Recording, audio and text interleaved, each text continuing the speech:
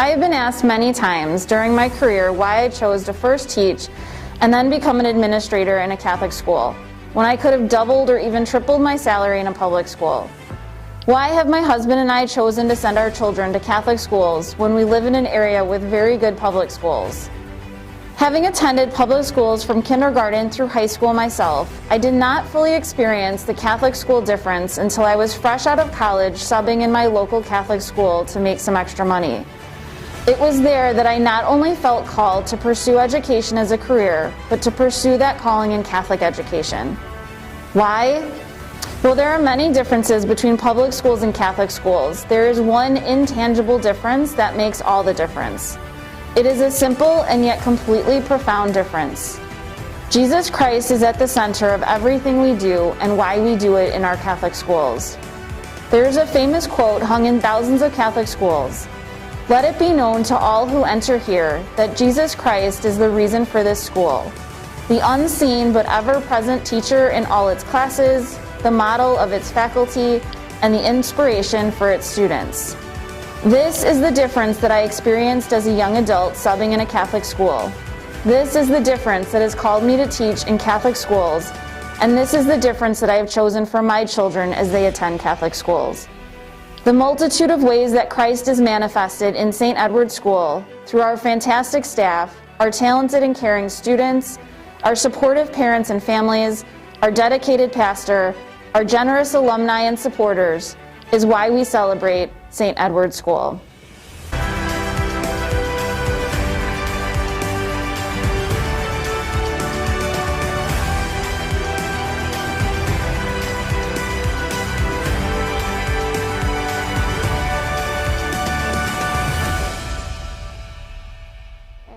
That we go to Mass and we get to learn about Jesus, and we celebrate all the holidays here at St. Ed's. I like to see my friends and talk to my friends almost every day. Sometimes some of them have to go home early.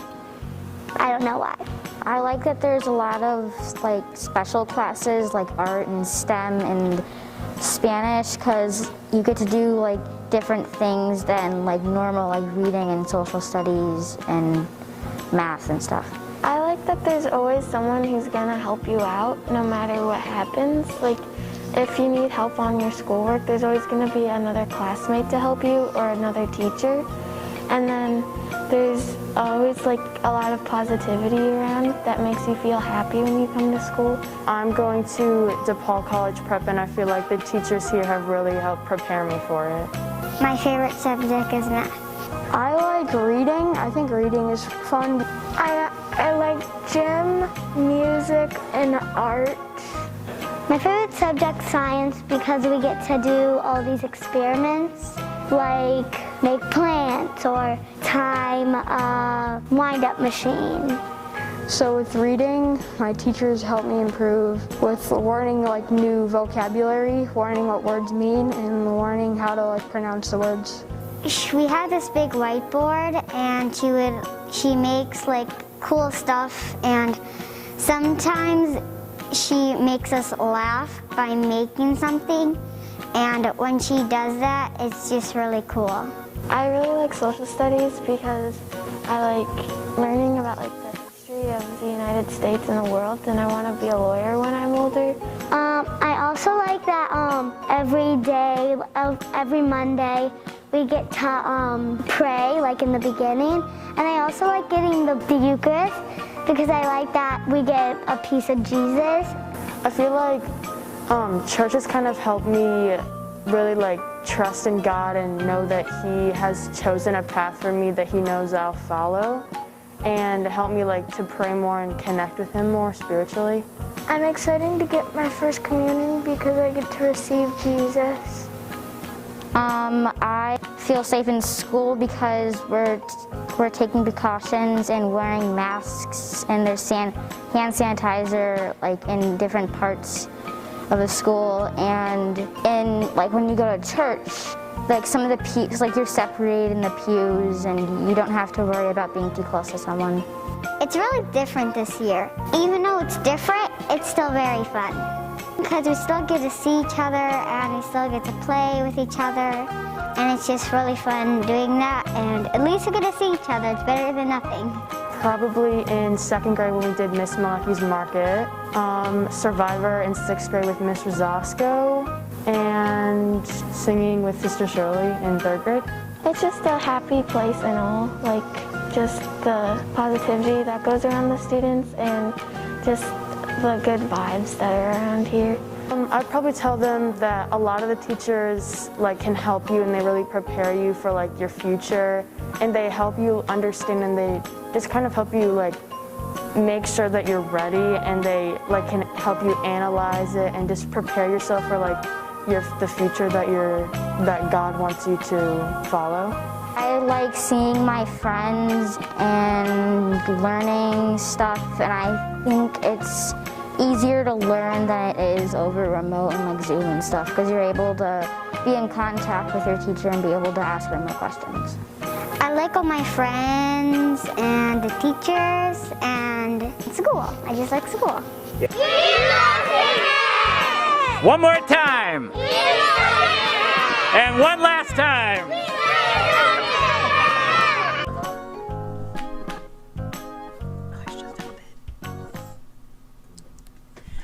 All right, good evening, Big Red Nation. It's great to be with you live for our annual Big Red auction. Now it's our Big Red House Party.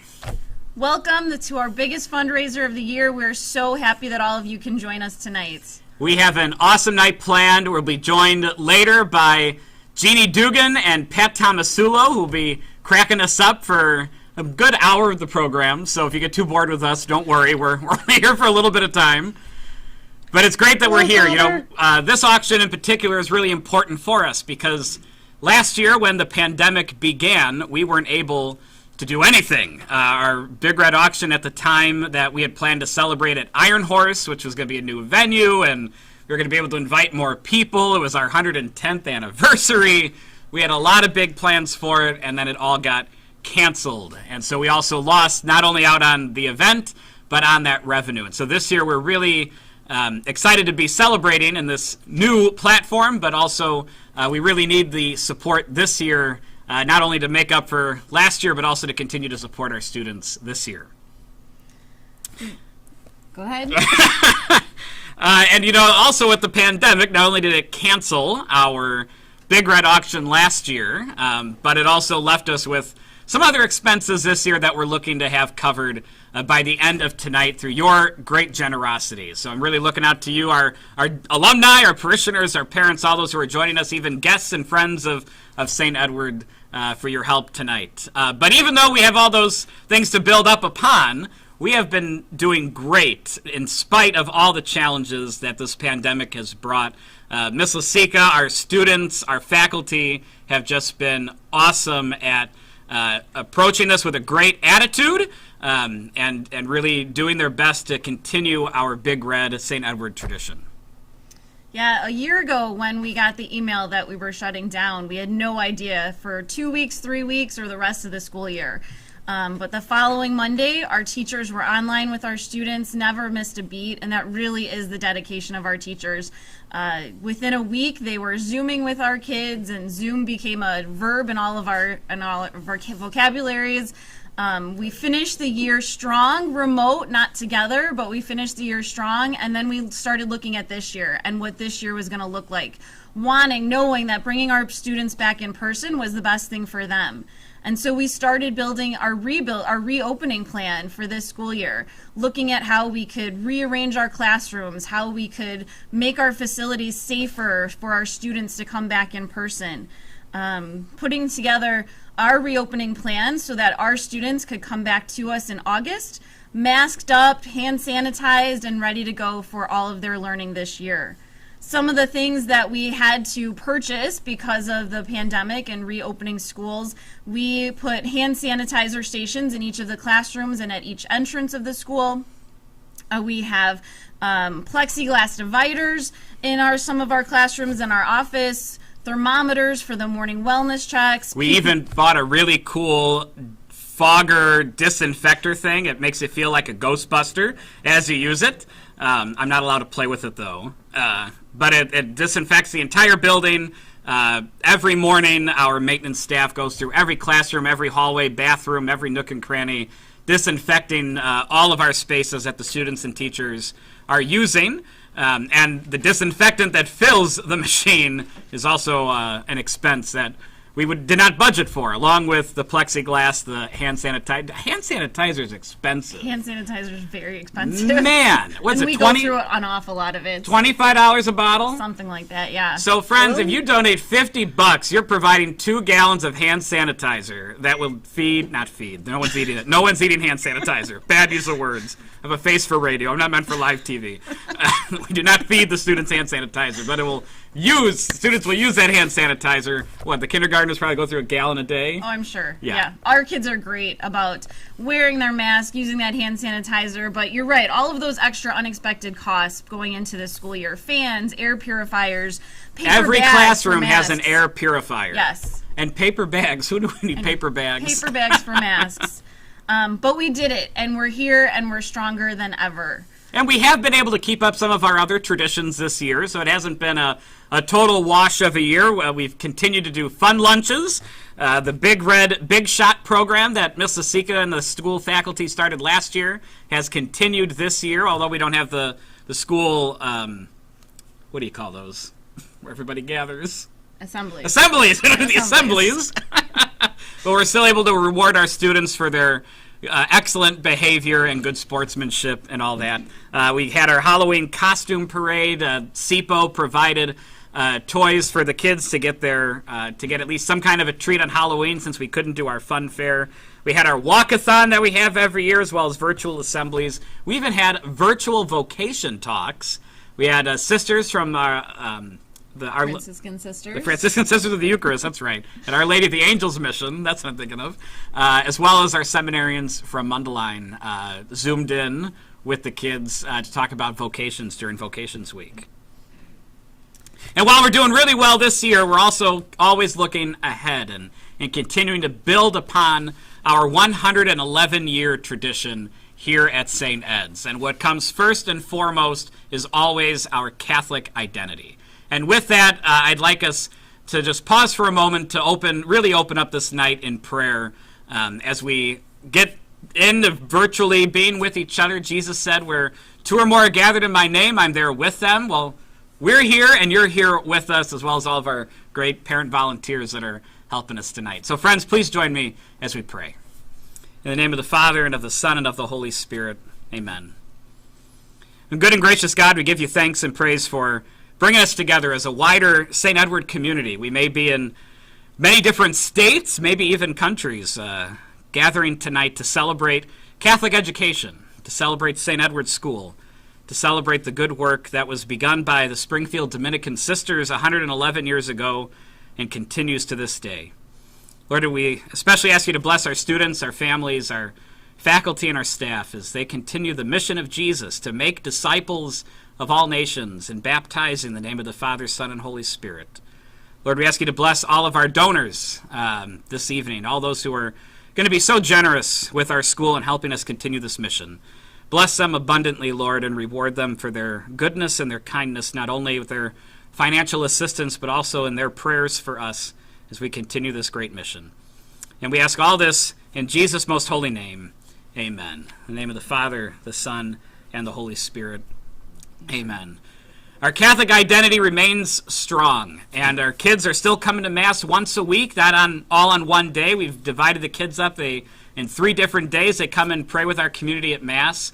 I can tell you, as talking with the adults who join us for daily Mass every day, they love that the kids are back with us. And I don't mean to speak ill of some of my brother priests, but I think we're one of the few schools that still do weekly Mass here. And we're also going strong in other places, especially our diversity and inclusion. Absolutely. So we're really looking to the future to make sure that we are meeting the needs of all of our students and offering them flexible furniture options, different things to make sure that we're meeting their needs. And now we have our first big raffle drawing.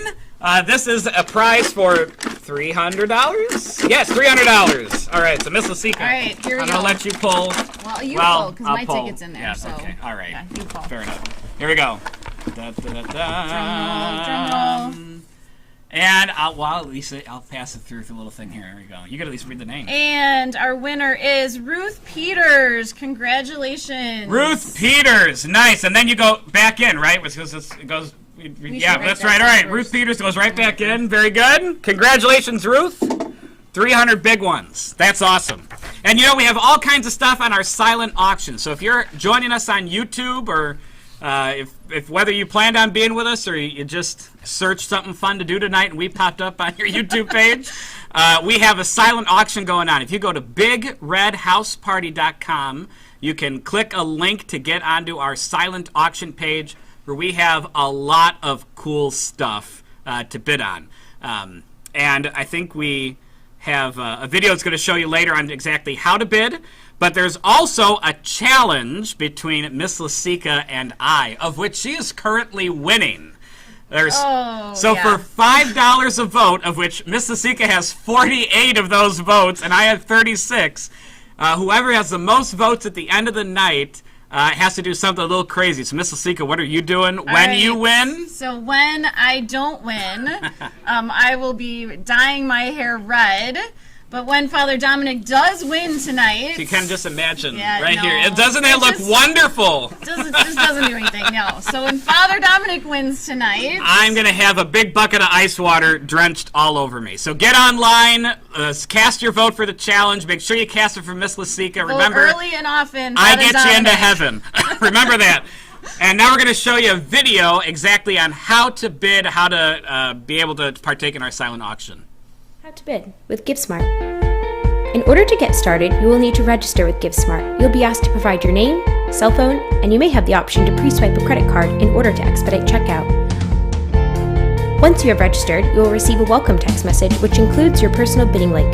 Be sure not to share this link with anyone else, as it is directly tied to your account. Once you've registered, you will receive a text message with a blue link. Select the blue link to be directed to the items page of the auction site. You can view items by category or search for items directly. Select any item of interest to view the item's full description, as well as the current bid and/or price. The system will auto-populate a bid amount based on the designated increment for all auction items. Select Bid to place bid at this amount, or enter an alternate amount that is larger than the auto-populated bid amount, and then select Bid. If your bid is accepted, a box will appear congratulating you as the leading bidder. If your bid is not accepted, a box will appear stating the minimum amount required in order to place the leading bid. You also have the option to place an auto bid. An auto bid enables the system to automatically bid up to a designated amount for you. The system will bid incrementally up to this amount as long as someone bids against you. If no one bids against your auto bid, your current price will remain. To place an auto bid, select the Auto Bid tab and enter the max amount you wish to bid, and then select Bid.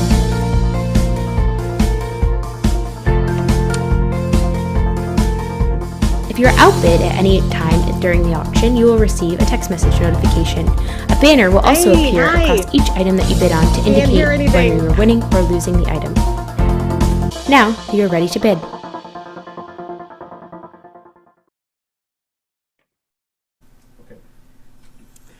All right, so make sure you hop online and take advantage of our awesome silent auction. You know, one of the things on there are edible art projects with our very own art teacher, Miss Anne-Marie Greenberg.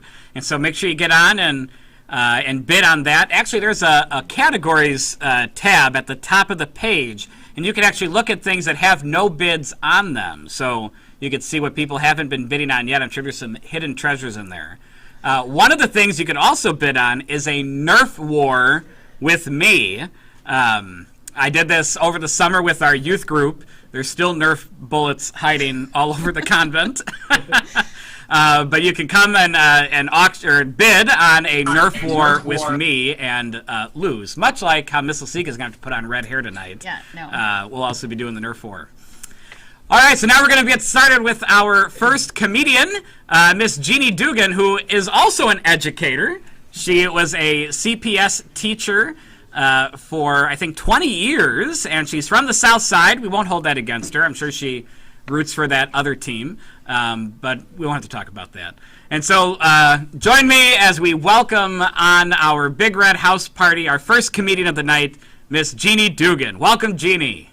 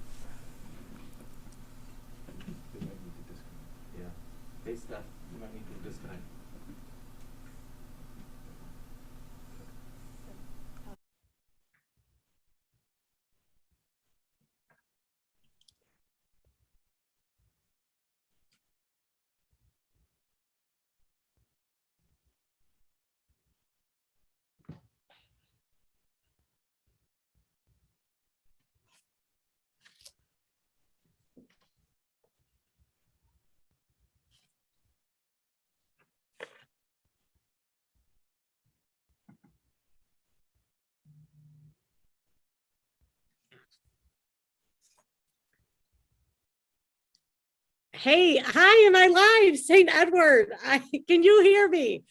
This is amazing. I am so happy to be here with St. Edward Catholic School. St. Edward, if you don't know, patron saint of the docks, from what I am aware of. He was the patron saint of the docks.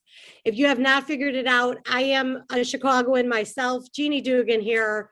Most people know that I am from the South Side of Chicago from my accent. A Chicago accent from the South Side has been described as if a hot dog had intercourse with a pothole. That is a Chicago accent. You know what you're dealing with here. I love you guys. I'm so happy to be an honor to be here. Edward was my father's name. Eddie, he was called, and he worked for the Catholic cemeteries. He did. That meant we always had fresh flowers in the house. So happy to be with you guys for your fundraiser. A little bit about me.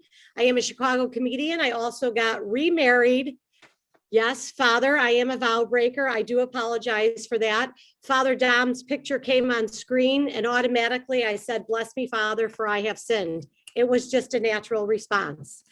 That just happens. But I did get remarried, and I don't know if any of you good people are on your second marriage. It's not easy, is it? Right? A second marriage is hard. A second marriage is hard because you know what you're getting into, right? A second marriage is like when you go into the refrigerator and the milk it's sour, but you got to go back and smell it again to make sure it's as bad as you thought it was the first time. That's a second marriage. And in my case, it's particularly tough because I have kids and my husband doesn't know about them yet. So when they get home from their dad's house, sounds a lot better than when I regain custody. And I'm kidding. I have custody of my children, though during this pandemic, there were times that I wish I didn't. It has not been an easy year, has it? Let me tell you, my husband and I, we decided to renovate our kitchen. Now, I don't know if any of you have done a major home renovation with your spouse, but I'll tell you what I've learned from this. Divorce lawyers, if they were smart, they would not spend a dime on renting office space. They would just stand outside of Home Depots. Just stand outside of Home Depots and wait for couples to walk out, and just say, oh, one of you is going to end up with a real nice kitchen. The other one of you is going to need my card. That's what I've learned from that. That's my takeaway. Here's what I have learned. Another thing that, kitchen renovations, great for resale value, not so good for the sanctity of marriage. Kitchen renovations, third leading cause for divorce, right after driving with your spouse and infidelity. That is what I've learned. We have teenagers. Now, those of you that don't have teenagers at home, okay, let me tell you what you're missing with these magical creatures sent straight from heaven, right? Teenagers are somebody constantly telling you that you are the most embarrassing person on the planet, and they smell like a petting zoo. They smell like a petting zoo. And then they have the nerve to ask you to borrow the car. That you're like, kid, you smell like a goat. You're not getting in my car. That's a teenager. Now, I imagine that some of you have had to deal with remote learning, possibly maybe with your other children. I don't know if St. Edward's, if you did virtual or what, but remote learning, a lot of parents figured out that their children were garbage. I'm sorry, it had to be said. You did. This is what I want to know, moms. When is Pandora Charms going to come out with the charm bracelets? The Pandora charm bracelets. When are they going to come out with charms that actually matter? Like, where's the little charm for remote learning, right? I got the one for the baby's first step, the little shoe. Where's the charm bracelet with just a little Google Chromebook and a bottle of wine next to it? Where's that charm bracelet, Pandora? Because I have my teenagers, I miss when they were little. I do. I miss the kids when they were little. I miss going to their basketball games. I've had my kids in basketball since the age of 6, right? That's why I like to do these Catholic parish shows. I'm trying to get back all the money I spent going to their games. That's why I'm here. I got about 800 more shows to do. Since they were 6, they were playing basketball. Now, I don't know if you've ever watched 6-year-olds play basketball, like if you really watch them, but go sometime. I mean, not if you're a single man, don't go, you'll get flagged, but go watch 6-year-olds play basketball. It's so sweet. There's not a lot of sophisticated offense and defensive strategy in 6-year-old basketball. The most tense time of a 6-year-old basketball game is when the ref has to blow a whistle for a timeout. Everybody gets nervous, right? Because the kid's got to tie his shoe and everybody's sitting on pins and needles, biting nails, like Bobby's 0 for 3 for his last shoe tying attempts. I don't know how this is going to go. It might be time to think about Velcro for Bobby. That is a 6-year-old basketball game. Not a lot of sophisticated offensive strategy. You don't see a lot of 6-year-olds setting a pick in basketball, unless it's their nose, and that gets kind of gross. You don't, here's what 6th grade 6-year-old basketball is. Not 6th grade. That's when they're slamming dunks and what is that called? I'm white. I don't know. 6-year-olds playing basketball on defense is just 40 minutes of the defensive coaches screaming, put your hands up, put your hands up. It's a lot like watching the episode of Cops. That's what that's like. And I'm not a soccer mom. I wish I was a soccer mom, because that would imply that my oldest son could run and kick a ball at the same time. I mean, my oldest son runs like a piano player. Have you ever seen Elton John run? Hilarious. And my youngest son, now I love this kid. I do. I love him, but he is not the sharpest needle in the clinic. Let me tell you something. I had been trying to teach that kid how to dial 911 when he was 6 for 3 weeks. 3 weeks. It's one number a week, St. Edward's. Do the math, right? He would go like this. He would go, 991, Mom. And I go, no, buddy, you got 2 1s in there. And then he would come back with 922, Mom. And I was like, you gotta be kidding me. You gotta be kidding me. Do you get the gravity of this situation? If my house had ever caught on fire, I got one son that can't run for help and one son that can't call for help. chances are I'm not going to be sober enough to get anybody out of the house. That is, especially after this year, right? Whew. I did try, I came from a big Irish family. That's what I wanted to say. Now, St. Edward, I don't know if we have any Irish Catholics out there.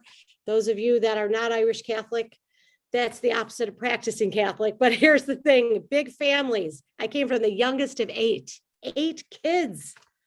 And that's not including the ones that wandered off. We called them the smart ones. I don't know, can anybody beat 8 kids here? That's what my ma used to say. Can anybody beat 8 kids? Big families are tough though. Everything is tight when you grow up in a big family. Space is tight, money's tight, everything is tight, right? I had to sleep in a crib until I was 6 years old. Does this all make sense now? I'm doing a parish show from a hotel room in Milwaukee. I was in a crib till I was 6 years old. It all makes sense, right? 6 years old, I would just swing my big leg out of the crib, go into the kitchen, pour myself a bowl of cereal, bring it back to my crib, watch some Saturday morning cartoons. That was my life. I came home from a play date one time in kindergarten. And I go, hey, Ma, how come Ellen's bed doesn't run up and down like mine? And my mom goes like this. Oh, Jeannie, that's it. That is absolutely it. No more play dates. That's how an Irish mom solved that dilemma, right? I had to bring a baby picture in for school one time, first grade, Sister Therese Marie, God love her. She knew how to use a ruler. Boy, did she. She told us to bring a baby picture in for a school project.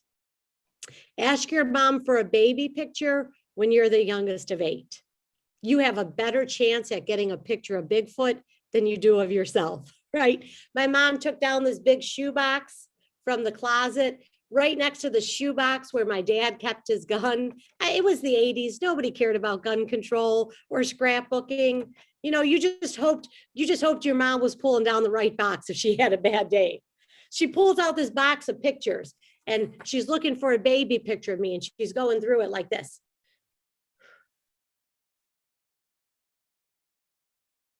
Tell them this was you.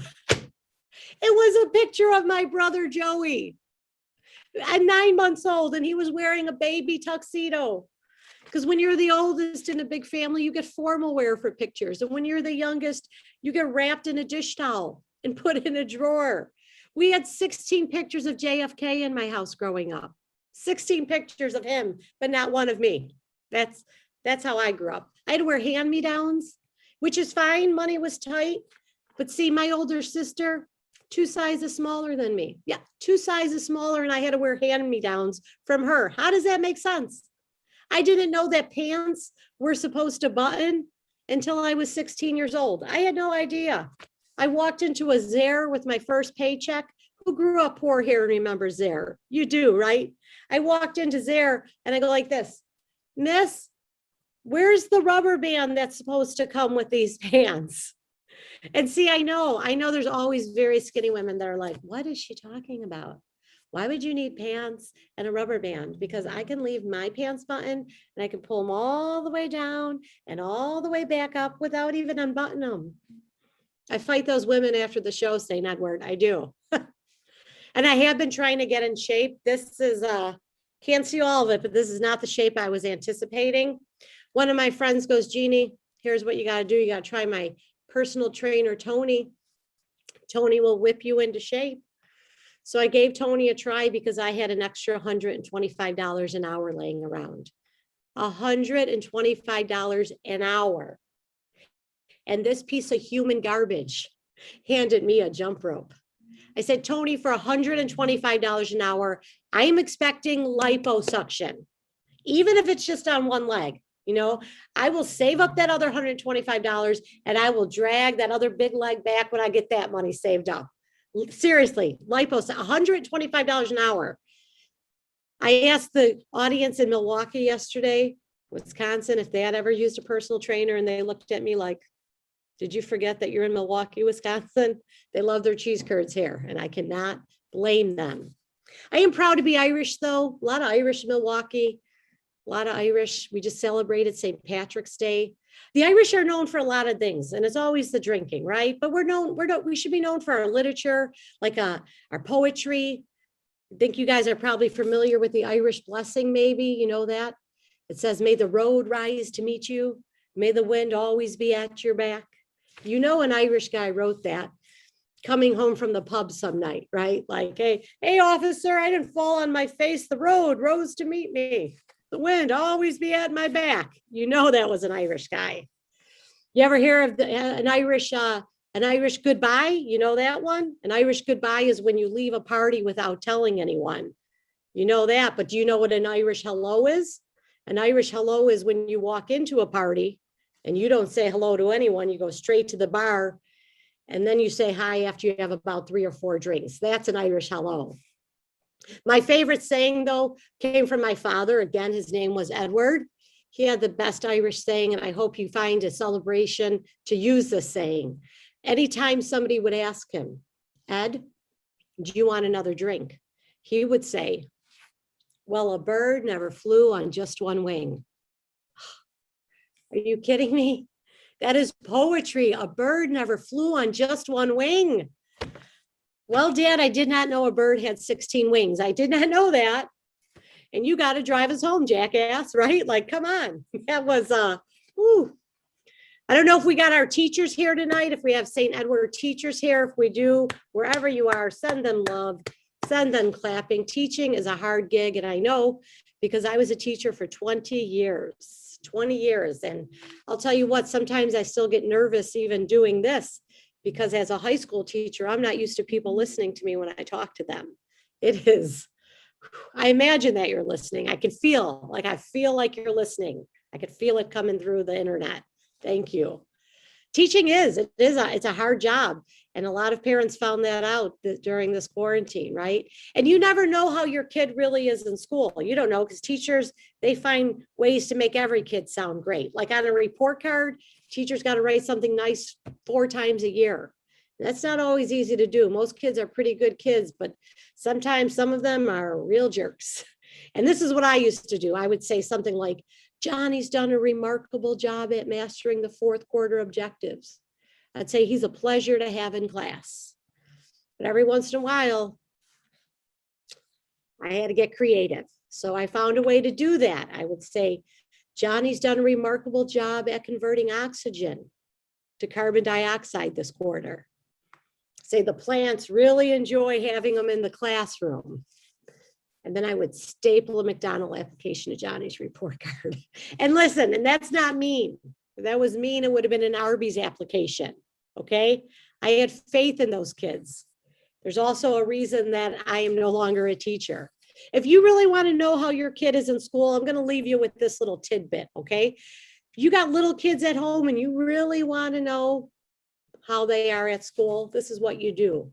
The first time they come home from a field trip, ask them who their partner was on the bus. If it was the teacher, your kid's a troublemaker. That's right. It's that's simple as that, because we don't sit with those kids because we like them. Got it? St. Edward, you have been fantastic. Thank you for having me. I know you're looking forward to your headliner. Love to see all you guys. I'm going to give it back to the lovely folks at St. Edward. Thank you.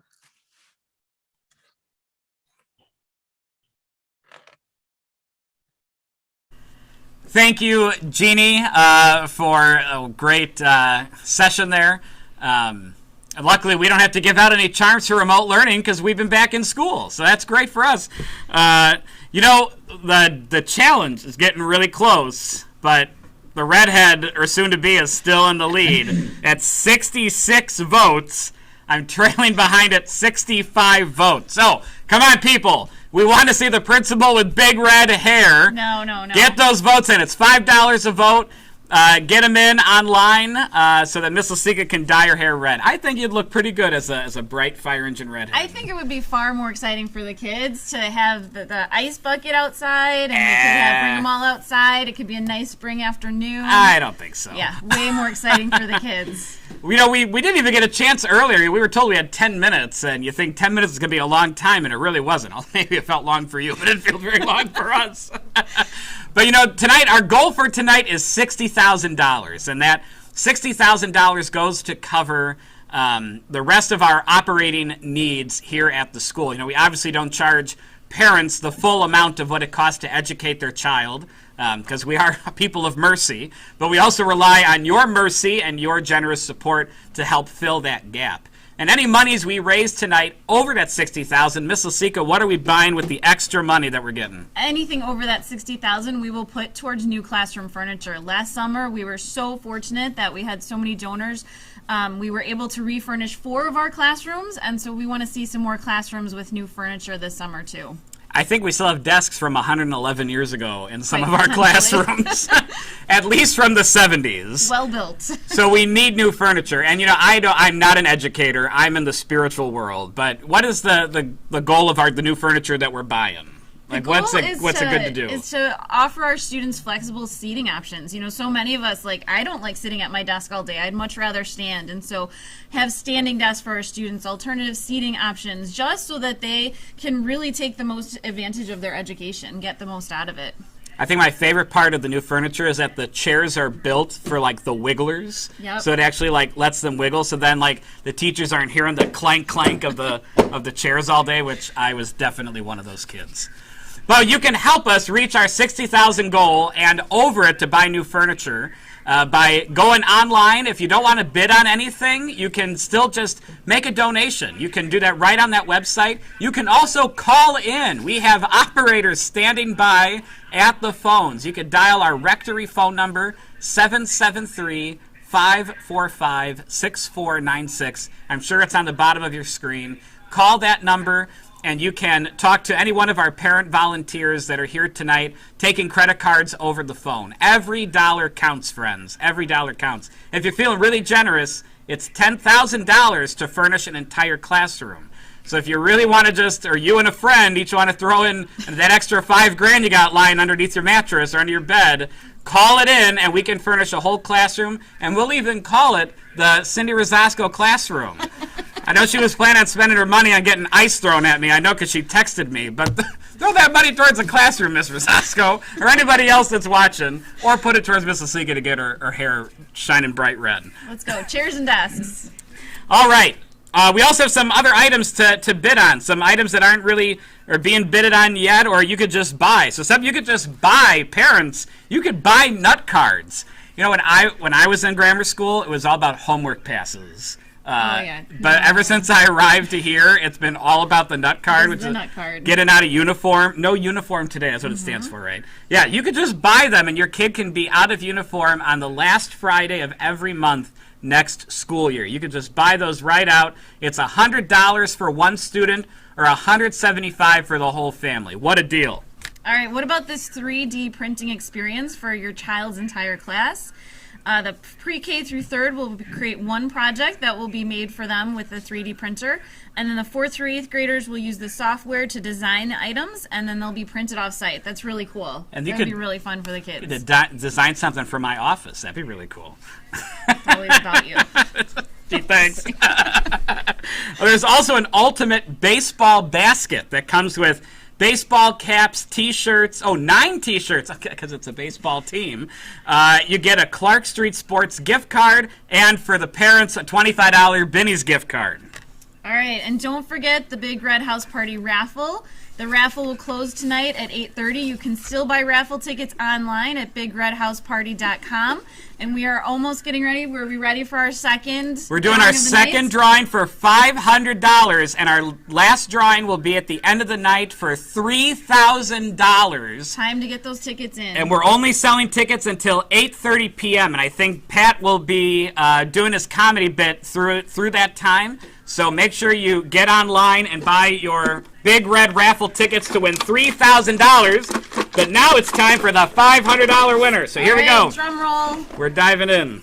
And wow! All right, Miss Lasika, you read this one. All right, $500 is going to our favorite English teacher, Mr. Matt Bates. Congratulations. This is his second win for this raffle. Really? Yeah, he's already won one, so great job, Mr. Bates. That's awesome. Going back in for the $3,000 raffle. Congrats, Mr. Bates. And I think we're ready for Pat Tomasulo. Friends, if you are not already watching WGN Morning News, you should. You get more comedy than news. I hate the news as of late, but watching Pat and Larry and Robin and the gang in the morning, they're hysterical. But Pat is extremely funny. Follow him on social media. He just did a bit on TikTok the other day. Someone sent me the video of Italians at a funeral. I hope I'm not giving away any of his bits tonight. But anyway, it reminded me of my family. So, without further ado, our main star for the night, Mr. Pat Tomasulo. Welcome, Pat.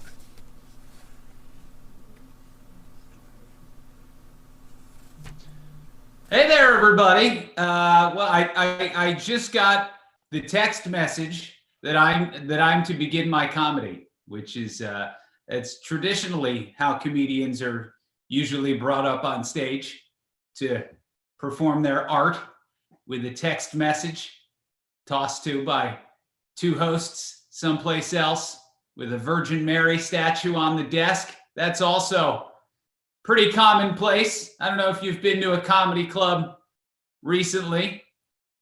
Trying to behave. They told me, be good. Don't make any jokes about the church stuff. And you guys were up there talking about nut cards. You're making it very difficult for me.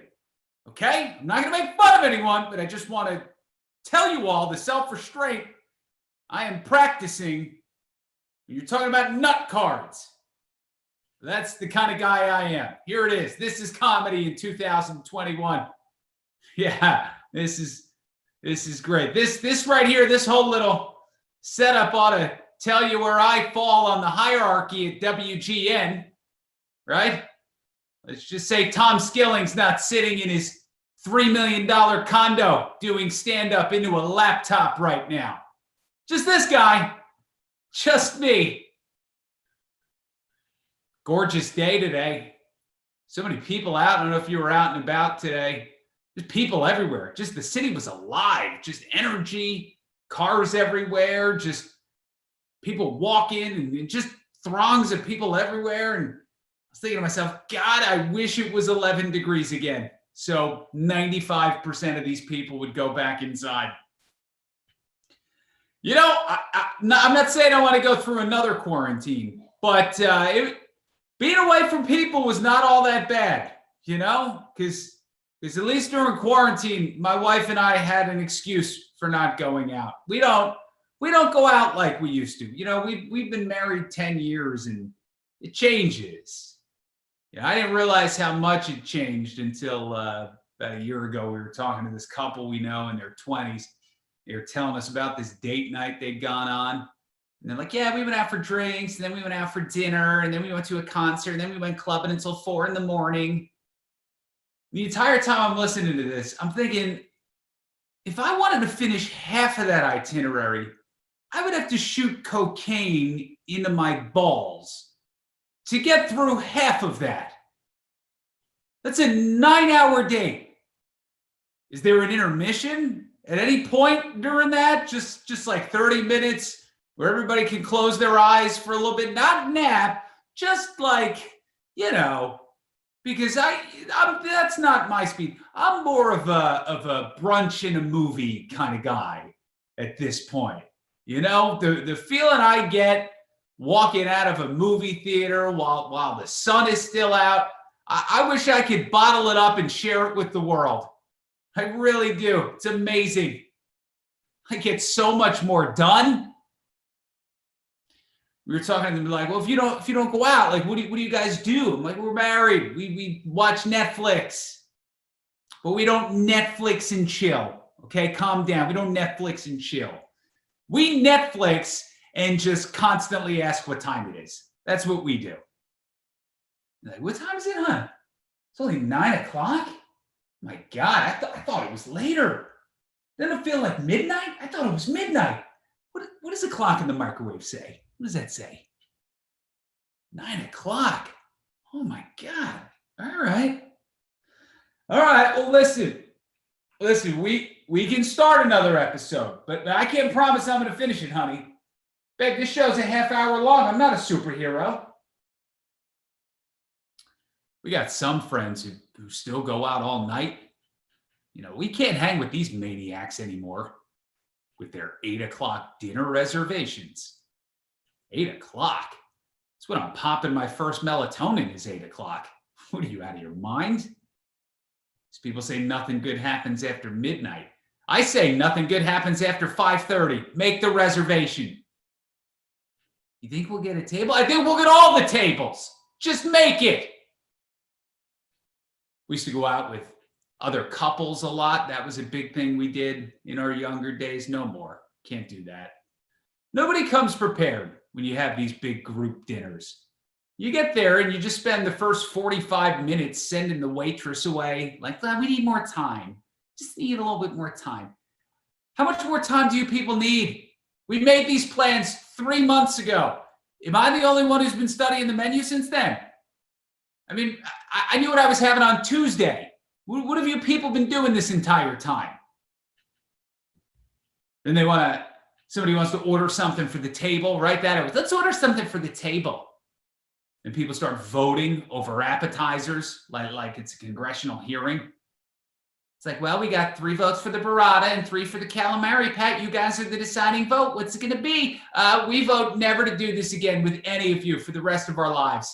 I hate everyone at this table. I want to stab you with a butter knife. I don't want to vote. I don't want to vote. There are some people at that table whose opinions I don't care about. We got this one woman in our group of friends, right? Every time we do one of these dinners, she brings some new guy. He shouldn't get a vote. I don't know that guy. I don't know his food credentials. The only thing I know about that guy is that 6 months from now, he's not going to be around anymore. That's all I know about him. Now I can't have what I want because Karen's new boyfriend has a shellfish allergy. I want to be like, just eat the shrimp, Todd.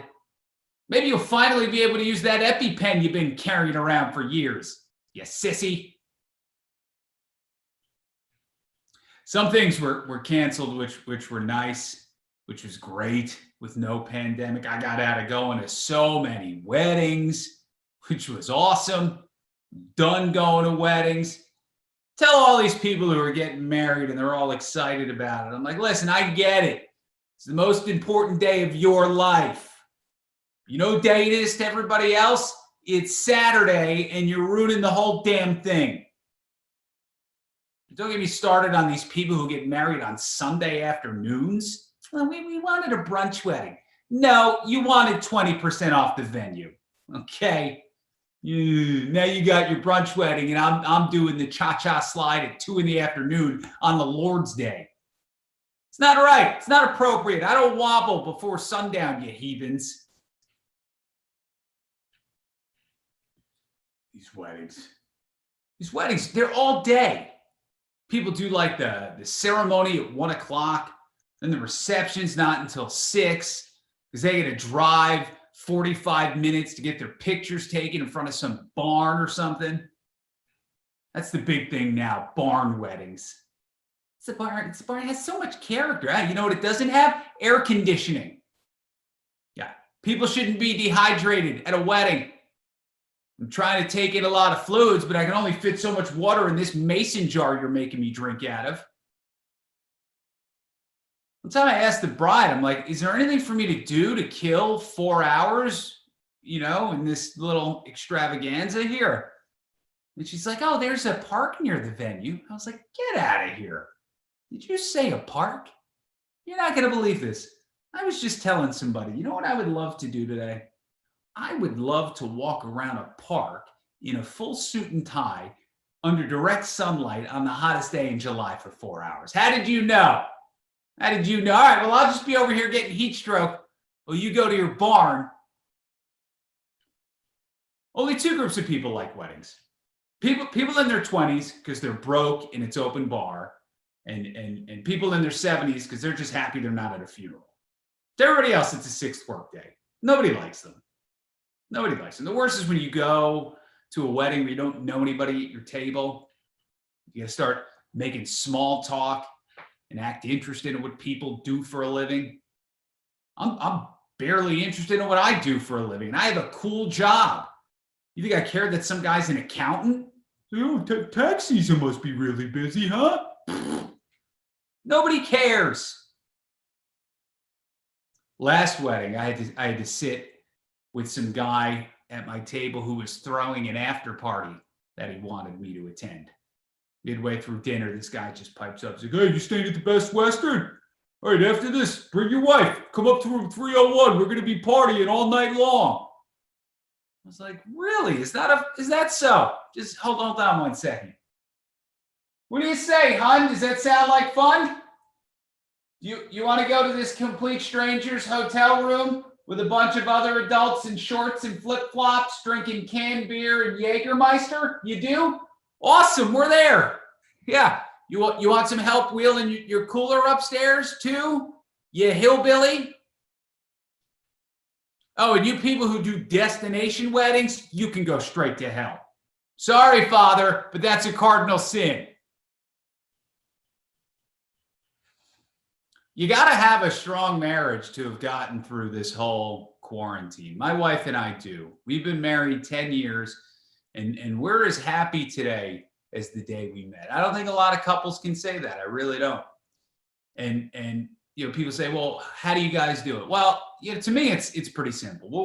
What we do is we've built our relationship on what I think is the single most important thing in a relationship. We hate all of the same people. I think that's what you really, that's the secret.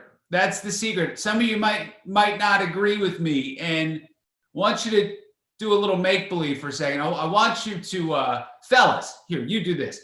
Next time you guys go somewhere and your wife is really going in on some woman that she can't stand and she is complaining about, I want you to just look her right in the eyes and simply say, "I didn't think she was that bad." See what happens. See what happens there. Yeah. You gotta hate the same people. That keeps things hot. I mean, yeah, we like the same people too, but that's not as much fun. We never talk about those people the second we get in the car after leaving someplace. We'll start with them to try and prove to ourselves that we're not complete monsters, but it devolves pretty quickly. So it was like, "Well, that Bob and Susan were nice, huh?" Yeah. But that Karen, what a bitch. Now we're cooking. Now we're getting somewhere. Sometimes for date night, we'll just go someplace and hate watch people. I'll call her up. I'll be like, "Honey, I'm getting off work early in 20. Meet me at Whole Foods. They're doing a vegan baking class tonight. Let's go watch these idiots and get annoyed." Whole Foods, that place gets me so charged up. It's like foreplay. I had to stop going there. I didn't trust myself in Whole Foods. I go there because I just want to buy like some healthy meat or something. And then within 30 seconds, I just wanted to murder everybody in that store. No, I'm on the edge. I'm one more complaining mom in Lululemon away from just throat punching everybody in the produce section. It's good. You've seen her there. I know you've seen her there. She's walking around all entitled with her adopted Guatemalan baby that she named Caden. It's like, what? Caden? Way to honor his heritage, Diane. When does his sister get here from Nairobi? Brittany with an I. That place is just so insufferable. You go to check out. They're always asking for donations for some obscure cause. Last time I went in there, the cashier's like, "Would you like to make a donation to fund organic gardens in schools?" I was like, "Organic gardens in schools? This is Chicago. How about we just donate to keep schools open? How about that? How about we take care of that and then we'll tackle basil?" It's so pretentious. It really is. You could spend a day in Whole Foods just videotaping people, and you could put together a pretty solid sales tape for ISIS with that footage. I'm not saying I would join. Relax. Everybody's getting tense. I don't want anything to happen. I don't want anything to happen to Caden. Okay, I don't want to make that clear. But, at the same time, let's be honest. Any kid who's arguing with his mother over coconut water flavors at 5 years old, probably not going to grow up to be somebody we'd miss, right? So we could also cut our losses. I love being married. A lot of marriages don't make it, though. It's because a lot of marriages lose the passion. They really do. And I can tell you why, a big reason why a lot of marriages lose the passion. It's that there's too much casual nudity in a marriage. You know what I mean? Just too much. It's too much, you know, like once you walk in on somebody brushing their teeth naked while sitting on the toilet, there's no going back from that, right? You've crossed the line, and chances are stuff like that, it just keeps happening and happening. And then one day you're talking about like mortgage payments where nothing but dress socks and a Fitbit. And then you're no longer a married couple. You're just two old men in a gym locker room. That's all you are at that point. A lot of married people think like there are no boundaries when you get married. And that's not the case. It's just, you know, how many times I know guys have been like, I don't know, my wife just doesn't seem to want me anymore the same way. I'm like, have you tried taking a leak with the door shut? Have you tried that once? So I'm going to be honest with you right now. She doesn't see that thing as an object of desire. Yeah, it's the reason she has to wet swift the bathroom floor 3 times a day. Maybe work on your aim, Billy the Kid, and you'll get some. We don't have any kids. We've been married 10 years. When you've been married 10 years and you don't have kids, people ask you all the time why you don't have kids. And that's not a question you should ask a couple that's been married 10 years because you don't know the answer.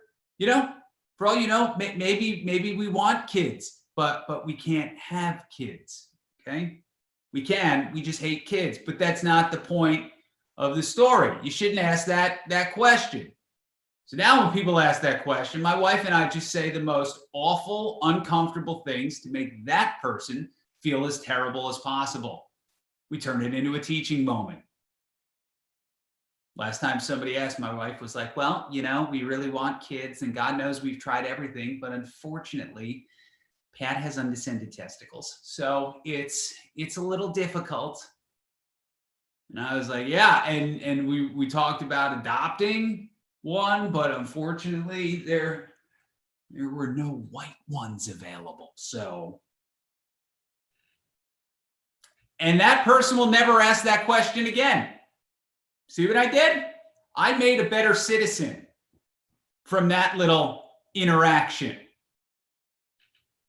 People can't wrap their heads around the fact that we don't want kids. Like, what's going to happen when you get old? My parents asked me that. They were like, don't you worry about who's going to take care of you when you get old? I was like, I don't know. Do you?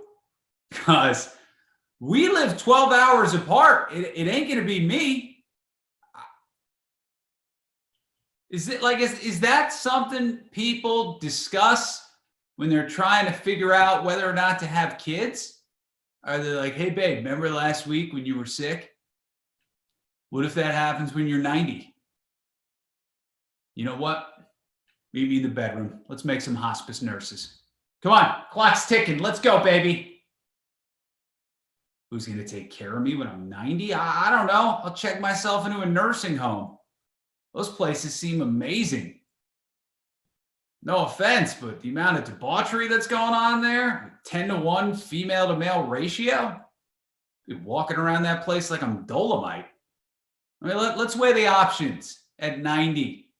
I could be living with my adult kid who probably is not going to really want me in his house, or I could be having unlimited casual relations with 0 chance of pregnancy or recollection that it happened.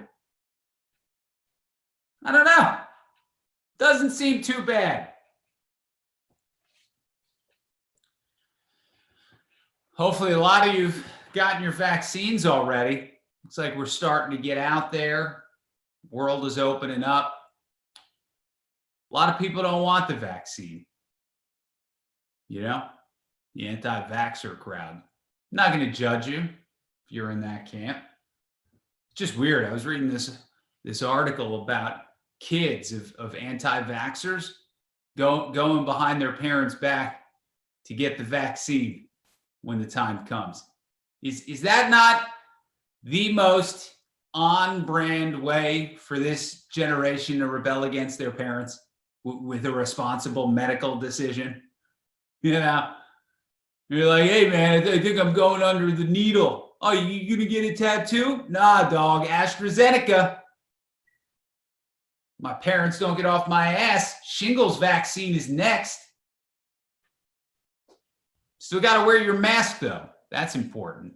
You got to wear your mask even after you get vaccinated.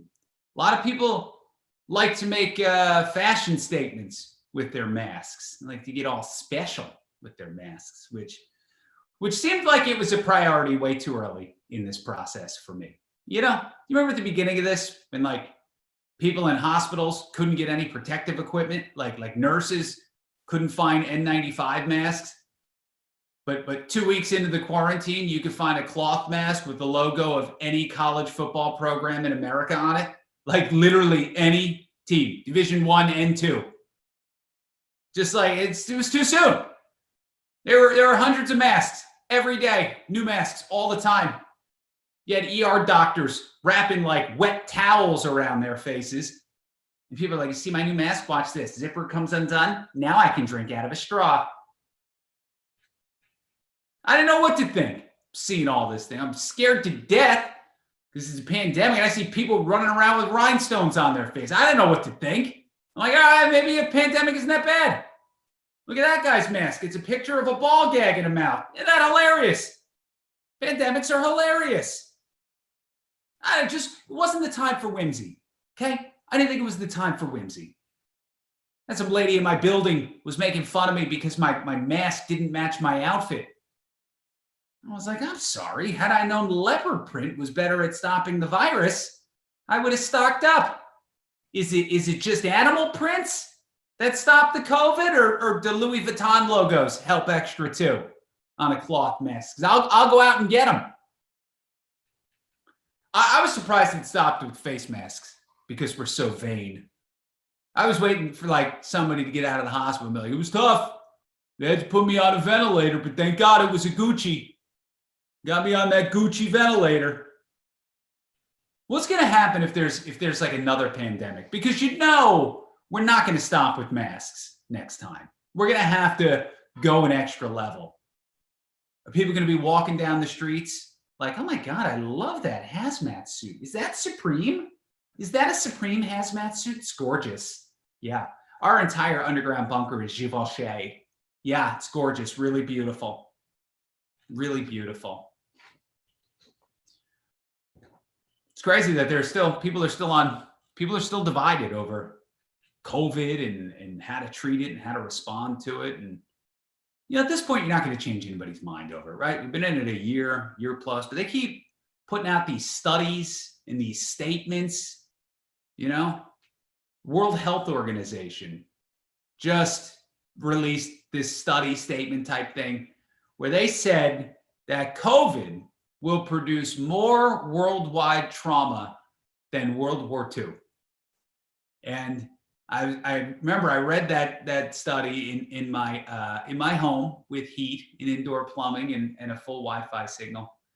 And I thought back to the beginning of World War II during the Blitz on the UK when the Nazis bombed them for 56 nights and people sleeping in hollowed out buildings because they were homeless and just waking up and still going to work during the day as the dead piled up on the streets, and then they come home knowing the bombs were coming again, sleep 2 to 3 hours, wake up, do it all again. And I thought to myself, what a bunch of pansies. They think they knew trauma? Did they even have to wear a mask once? Did they have to wear a mask once? My grandfather was in the war 3 years, just always talking about it. My grandmother would be like, for a year, we didn't even know they lost track of him. We didn't know if he was alive. I'm like, listen, I didn't know when I'd go back to work in person. Put a sock in it, Grandma. Pearl Harbor. Did you know they played the last NBA season in a bubble? Did you know that? Guys couldn't leave Disney World for 100 days. 3 months in the most magical place on earth. You know how hard that was? How anybody can even argue that COVID could not be as traumatic as World War II? Are you kidding me? You're going to try and convince me that e-learning is less traumatic than little French kids getting displaced by the Nazis? Is that what you're going to try and argue with me? Tell that to these kids in 60 years when they're old men waking up in the middle of the night having flashbacks of their Google Meet crashing. Trauma. You believe they said that? And I read for you. They said, and the trauma could last for years, they said. Really? How many years? More years than it took to rebuild Paris? That many years? Yeah, more years than it took to track down all those war criminals? How many years are we talking? And we had the election during the middle of a pandemic. Record turnout. Right? It was like 160 something million people. 67% of the eligible electorate. Isn't that crazy? 67%. That is just incredibly too high for me. Incredibly too high, 67%.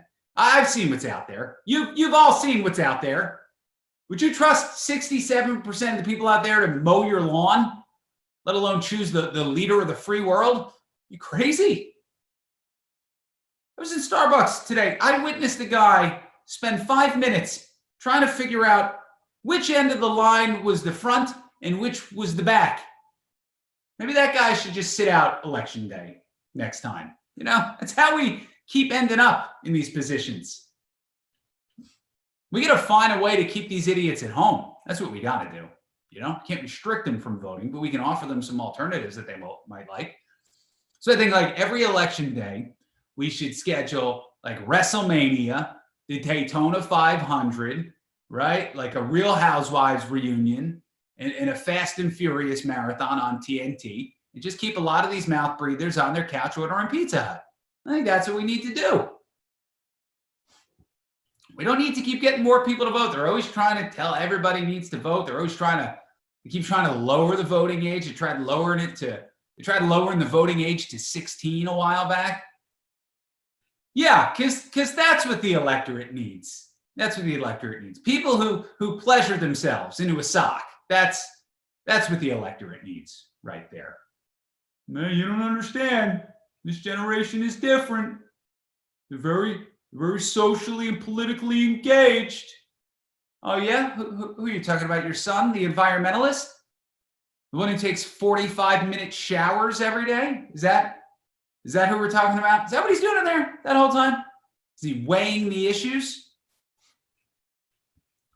This is what happens. A couple of smart kids get some attention. And people think every teenager is Greta Thunberg. They're not. Most of them are still idiots. My nephew just got pink eye because somebody farted on his head at a sleepover. But sure, let's give him a vote on the Fair Tax Amendment. He can handle it. He'd know absolutely how to vote in that one. You know, the other group that always turns out on election day are senior citizens. Man, old people love to get mad about politics, which I don't understand. I don't get it. You know, the way I look at it, it's like, all right, it's like, do you remember when you were a senior in high school, right? And you already had your college picked out, you were accepted, you knew you were going to graduate. Did you really care anymore what went on in high school? Of course not. And why was that? Because you knew you weren't going to be around much longer. You see what I'm saying here? It's the same thing. This is senior year of life for these people. And they're worried about the president. Like, How much better do they think things are going to get? They're 80. Nothing gets better once you hit 80. It just, I mean, unless is the other guy like pro osteoporosis? Is that his platform? Is he going to ban cataract surgery? You only got so many sunrises left. You're wasting them on Fox and Friends. You're out there campaigning for what? A lot of them are like, well, we just want to leave the country in better hands for our grandchildren. Oh, okay. Well, yeah, that's true. If there is one group that really represents the interests of the youth, it's their grandparents. That's definitely the crew. Just a wild year politically, socially, for equal rights. It was a big year. Statues became a big issue in 2020. I remember watching for days as the police and protesters fought violently over the Columbus statue. And of course, as we all know, ultimately the statue came down and then the earth shifted on its axis and everything changed. Everything was better. I walked out of my house. I was like, am I in an enchanted forest? Everything is so much better now. Now Chicago has a task force to examine 41 different statues and monuments. They're going to break them all down. All these, questionable people. Columbus, that son of a bitch, Abraham Lincoln. Really? Lincoln, huh? That's the politician you're upset about right now. Lincoln? Now, listen, I don't want you to get the wrong idea. I'm not saying that talking about statues is not important, because it is. We got to really, reconcile our past and decide what kind of country we want to be going forward. It's important. I just don't think it's the most important thing. There's got to be a list of priorities to deal with. If I'm the mayor, if this guy right here, Pat Tomasulo, if I'm the mayor of Chicago, all right, here's my priorities would go shootings, carjackings, about 100 people moving out of this city per day, and then nothing. That's where the list stops. Yeah, that's the whole list. That's the entire list. There's nothing added to that list at any time. They think like they get on Twitter and they read what people are saying, and they think like people are like sitting in Dunkin' Donuts like, can you believe these statues? Nobody's talking about statues. You know what they're saying? They're like, can you believe my cousin Jerry got carjacked by a 7th grader last week? Yeah. I hope I'm not the next to get pistol whipped by a 13-year-old. Again, I'm not saying that the statues aren't important. I'm just saying, what are more people impacted by? That's all I'm saying. In my daily life in Chicago, I never see any statues, ever. But I drive by a junior high school about 3 times a week. That I do.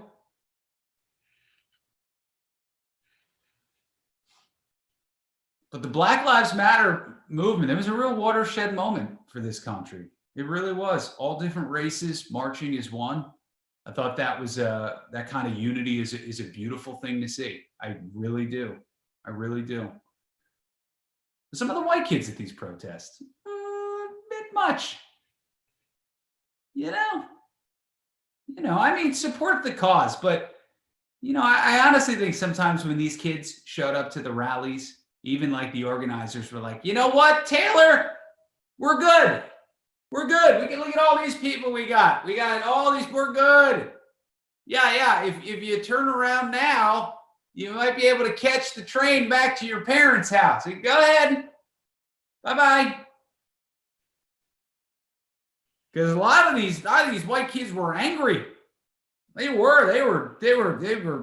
One video I saw, there was like a group of very diverse people peacefully protesting, and then some pasty white girl with blue hair and a giant leg tattoo just screaming in some cop's face. It's like, we get it. Your father voted for Trump and now you're very upset. We all get it. You know, it's funny, you weren't that upset when he dropped $250,000 on that art history degree it took you 5 years to earn. But, you know, now you're walking dogs for a living, so the struggle is real. I'm saying, I like that they support the movement, but a lot of these kids, they were hijacking the movement. Saw one picture, this is a skinny white kid with a man bun. He's holding up a sign that says, "Stop killing us." And I got all confused. I'm like, wait a second, are there cops out there shooting unarmed hipsters? Is that happening? Is that a thing? Are they just rolling up to bike repair shops and thrift stores, just mowing people down, just spoiling everybody's kombucha? Did I miss all that? But you see, this is what happens when you have an entire generation of people who've never been punched in the face. You know, their entire lives, they've been able to say and do anything they want and have not lost one single tooth for it. What's the worst that happens to them? Somebody owns them on Twitter. They get eviscerated on TikTok. Now, I'm not saying violence is the answer, okay? I'm just saying sometimes violence is the answer. Sometimes a good ass kicking builds a little character. Some of these kids came out of those protests with a lot of character. I saw this video from this one punk suburban kid just getting some cop's face and then just disappear under a pile of like 9 of them. They're just going to work on his brittle dairy-free ribs. And I'm like, I didn't enjoy seeing that, but I did not enjoy seeing it either. It was a big year, big year for riots. The right had their riot too. You know, the whole Capitol insurgency. People, it was a scary thing. It was scary. I heard people saying things like, you know, they could have overthrown the government. I was like, maybe, I don't know. Could they have? I mean, a lot of those people definitely had some bad intentions. That is for sure.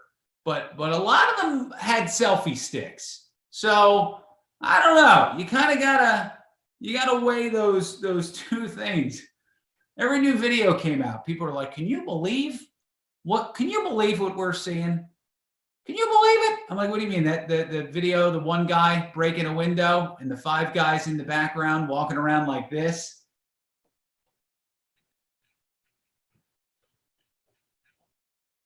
I'm not saying things couldn't have potentially gotten very bad. They may have gotten very bad. But you ever see like footage of people storming a government building overseas, like in the Middle East or something?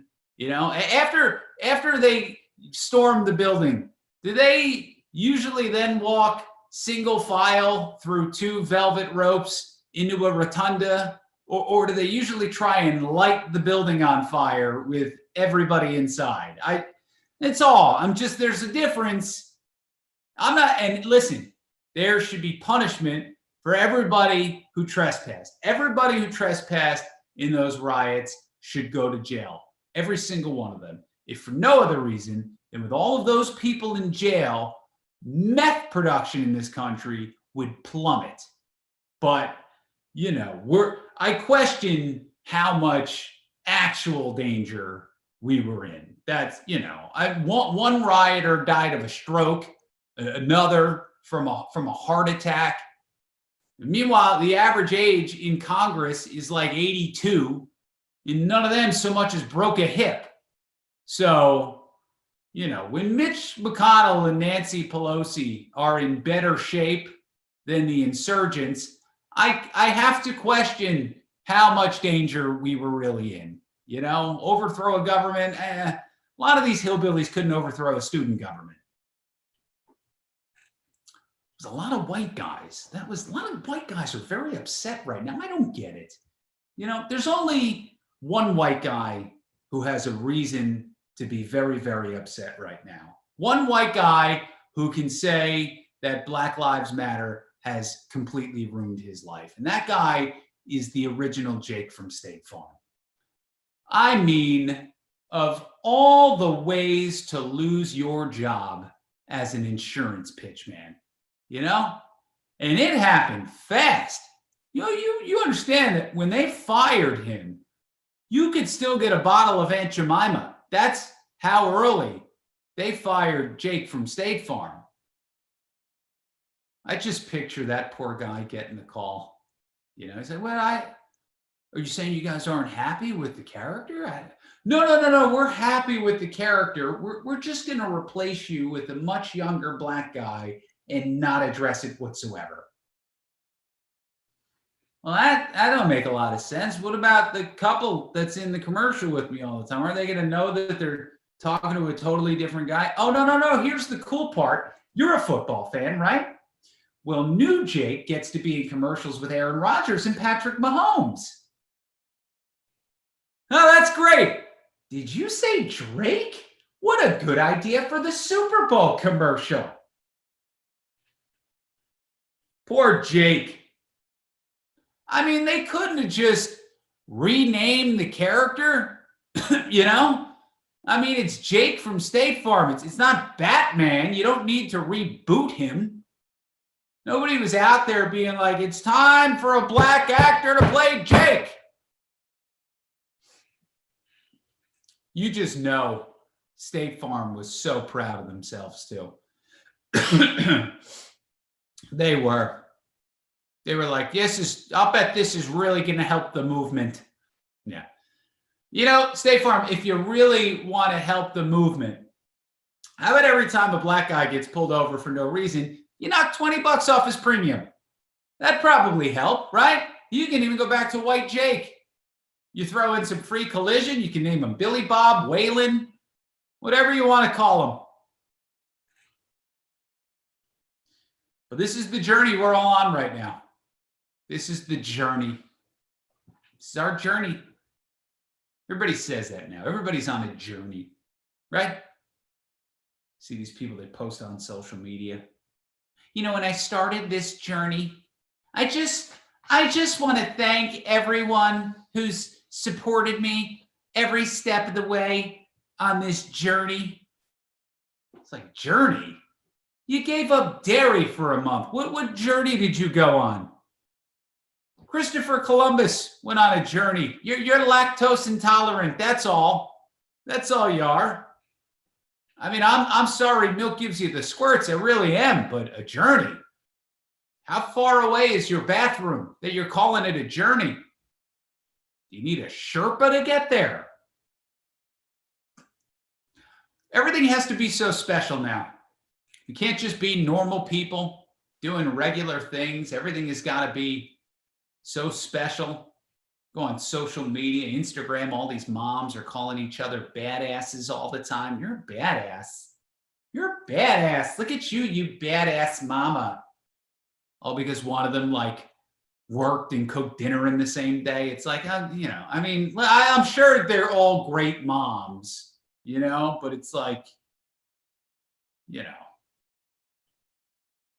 who I always thought was a real badass, you know, Mike Tyson. I always thought Mike Tyson was a badass. You know, he used to throw uppercuts that would lift 240-pound men off their feet. And we can't use the same word because somebody breastfeeds, which is great, or not. God knows I'm not picking a dog in that fight. I'm just, whoa, you ladies got to cool it with the breastfeeding argument. It's like, you bring that up in mixed company, you guys turn into Israel and Palestine. It's like, relax. All of your kids are going to turn out equally average. I promise you.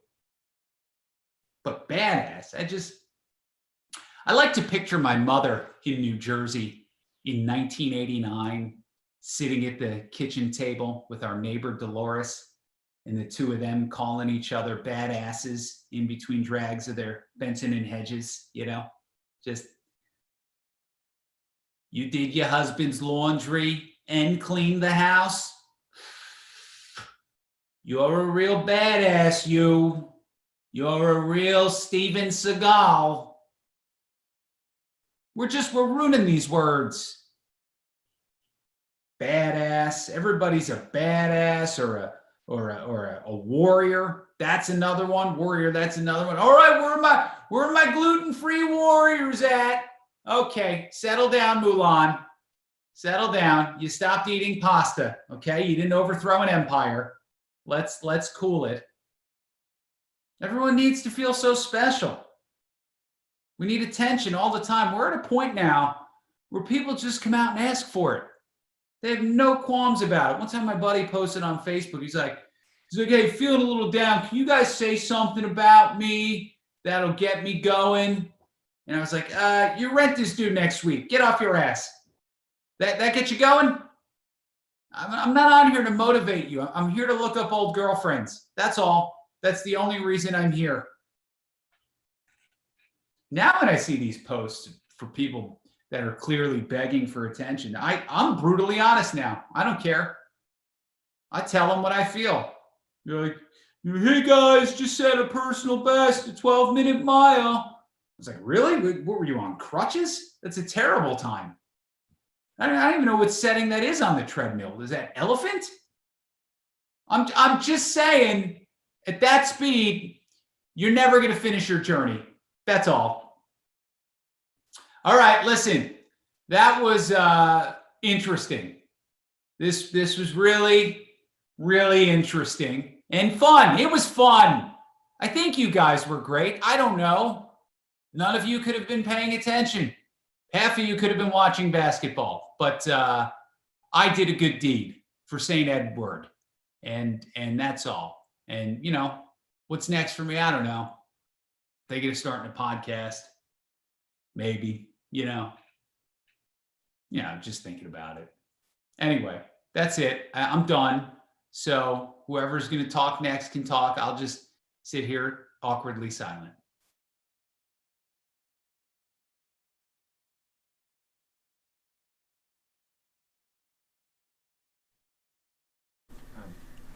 Don't worry, Pat. We were absolutely paying attention, and you had us laughing the whole time. Thank you so much for sharing your gifts with us here. Also, thank you for not making fun of my Blessed Virgin Mary, although that's a special statue of Mary. That's Our Lady of Walsingham.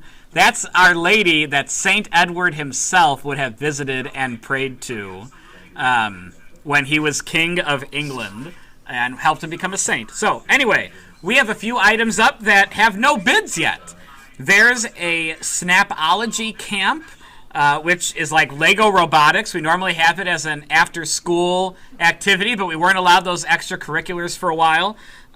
So you can bid on Snapology camp. What else we got, Mrs. Sika? All right, we have extra long recess, rooms 105, so that's third grade.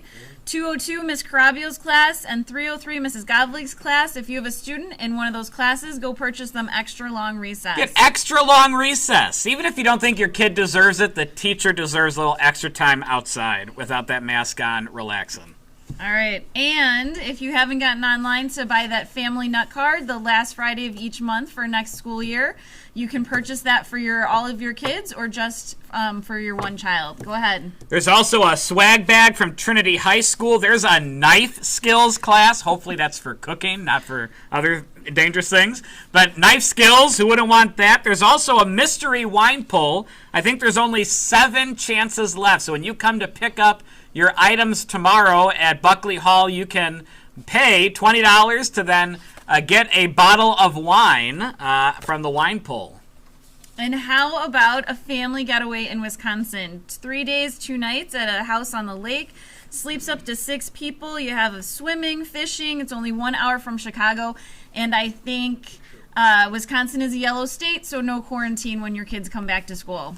A few other things. There's a chef for a day at No No Pino's. There's a Nerf gun fight with me.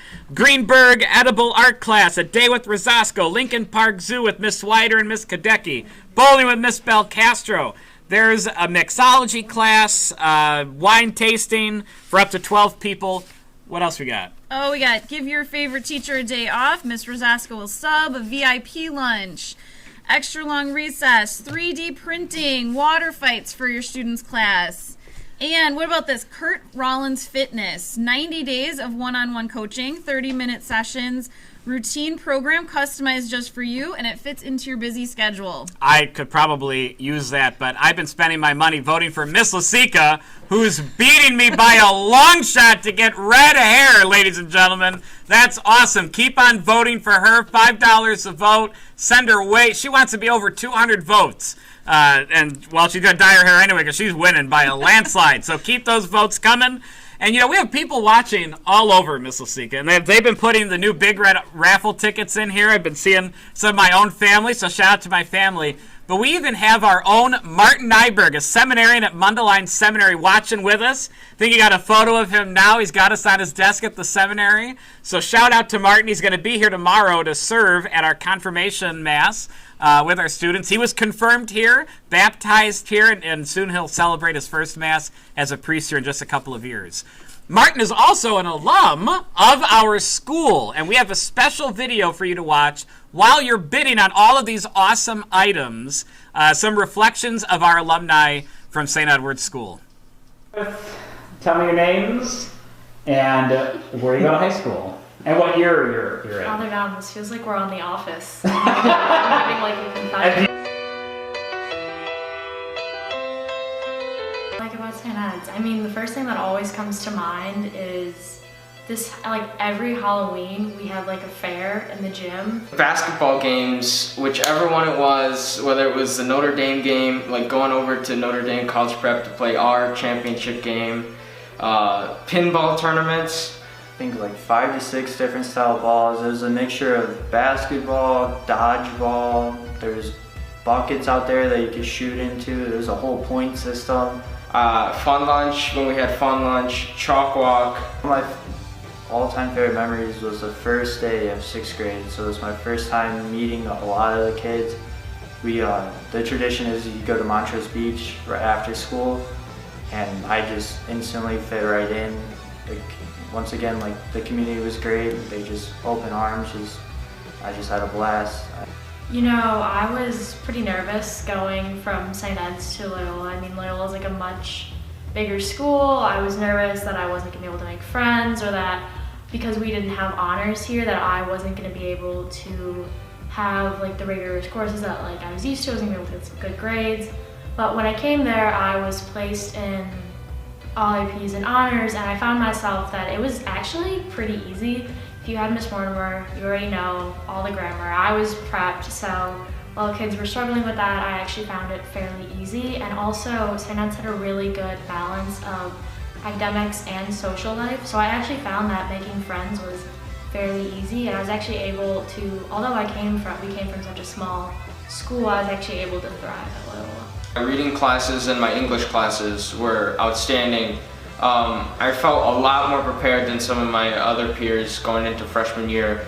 So I feel like I was definitely at an advantage with the fact that we 100% to teach grammar, teach sentence structure. I felt almost a year ahead of the rest of my peers because all the stuff we did freshman year was stuff I'd been doing since 7th and 8th grade. You know. My favorite subject would probably be science, and it started in 6th grade. We did a bunch of experiments, like hands-on learning, like egg dropping, building a bridge with popsicle sticks, stuff like that. And you really work with a team, collaborative, and you get rewarded at the end of the trimester with like rewards, and it really helped you like be competitive, but at the same time learn what you needed to.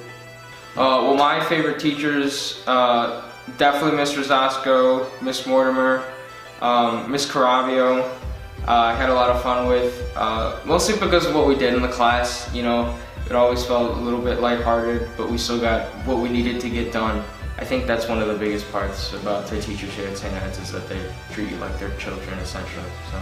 I think Mrs. Salmon always pushed me to do well. Like, I met with her a lot, like after school. I don't know if you remember Colin, because Colin I think was on the math team, and I joined, and it was actually really fun, and I found myself improving in math. So I would go 2 points on the test. That's what Miss Salmon always told me.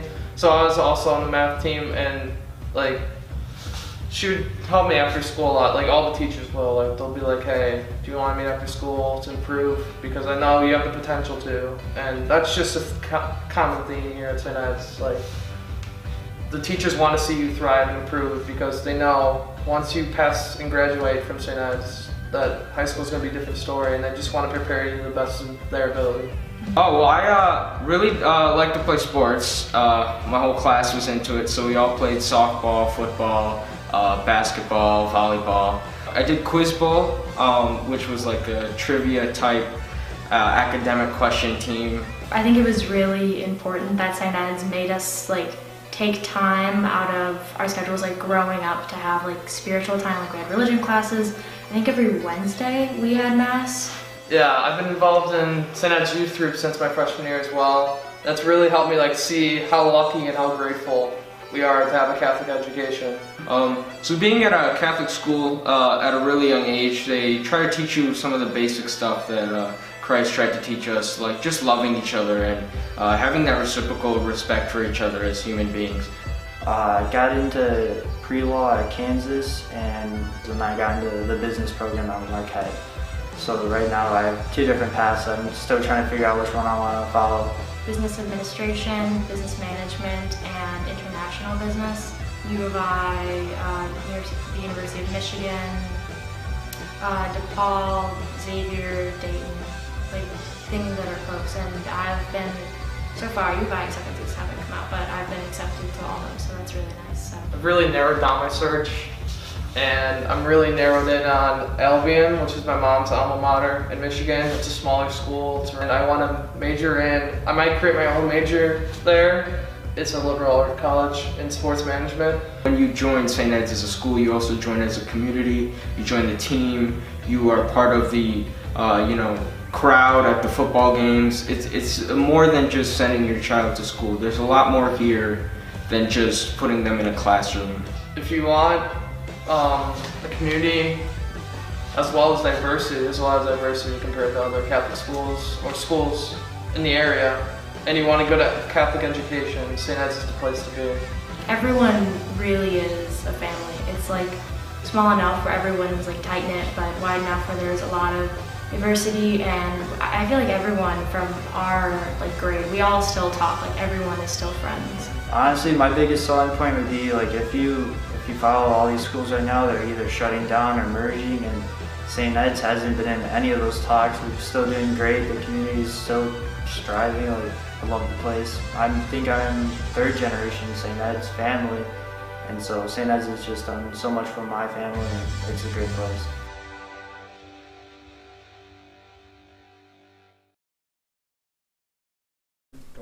We have a lot of talented alumni, don't we, Miss do. Lasika? We absolutely do. Amazing alumni, and I'm sure many of our amazing alumni are watching us tonight.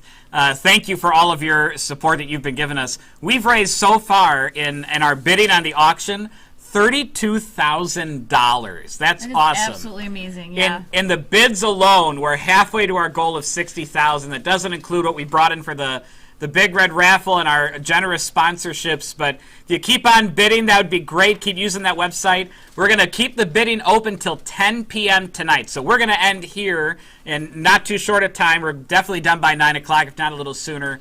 But the bidding's open till 10 p.m. Miss Sika, how's that challenge coming? Not so great for me. But so far, the totals are 198 votes for Miss Lasika and 132 votes for me. So keep them coming. You'd look good as a redhead. Well, we'll probably see, but I bet if the votes keep coming in, Father Dominic might also be willing to get some ice water dumped on his head, too. We could see that anytime when it rains. It's cold water when it rains. We can't always see Miss Lasika with red hair. So keep those votes coming in. The challenge is also open until 10 p.m. tonight. And you know what, friends? I've been bidding on some stuff. I was bidding on having Pat Tomasulo leave my voicemail. That's one of the ones. I've lost that bid. It went over the max amount I was willing to spend. But you know what? For those of you that may have lost some of the stuff that you're bidding on, that money you were willing to spend, if you could still just donate that to us, that will go to help support our students and the great mission that we're doing here at St. Edward's School to educate our children. Absolutely. There's no overhead to your donation. So every dollar you donate goes directly to our students and their education. We give out a lot of scholarships to help families out who can't afford to send their children here so that they can afford to send their children here. We never want money to be a reason for your child to not receive the best education here in the city of Chicago and even in the whole Archdiocese. And so every dollar that you can give us helps to support our kids. It's going to help get brand new furniture in our school. It's going to help pay our bills, to get disinfectant and hand sanitizer. Every penny you can give will help. So even if you don't win the item that you're bidding on, that max amount you are willing to spend, if you could donate that to us, and obviously we're 501c3, so Uncle Sam will take that off. And now you got till May. Well, anyway, that's last tax year. But anyway, it's a tax deductible donation. But any penny you can give us is absolutely helpful. And we've had a lot of other generous people give to us. A lot of our sponsors, you saw them scrolling through at the beginning of our session tonight. They're all over our Big Red House Party website. They're going to be in the bulletin this weekend when you come to Mass tomorrow. And so we just really want to send a special shout out to all of our sponsors who made tonight so special. Absolutely. A big red thank you to all of those sponsors and businesses for supporting us. And I also want to thank the members of our school board. Normally we have an auction committee that puts together the whole shebang that we normally have in our gym. And we didn't really have an auction committee this year, and our school board, which is not part of their job, took on putting together the Big Red Auction. So Tony, can you swing the camera around to show you all? I know he doesn't want to do it, but I'm going to make him do it. I'm the pastor. This is one of my pastor prerogatives. And some of them are here tonight. Some are upstairs on the phones. The rest of the school board will be here tomorrow, handing out all the auction items that you've been bidding on when you come here tomorrow to pick up your items.